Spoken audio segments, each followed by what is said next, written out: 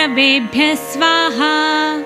यस्या प्रणश्यते पुष्पं गर्भो वा पतते यदि। म्रियते बालको यस्या काकवन्ध्या च या भवेत्। धारयेद्या इमां विद्यामेतैर्दोषैर्न लिप्यते। गर्भिणी जीववत्सा स्यात् पुत्रिणी स्यान्न संशयः। भूर्जपत्रे त्विमां विद्यां लिखित्वा गन्धचन्दनैः। एतैर्दोषैर्न लिप्येत सुभगा पुत्रिणी भवेत्। रणे राजकुले द्युते नित्यं तस्य जयो भवेत्। शस्त्रं वारयते ह्योषा समरे काण्डदारुणे। गुल्मशूलाक्षिरोगाणां क्षिप्रं नाश्यति च व्यथां।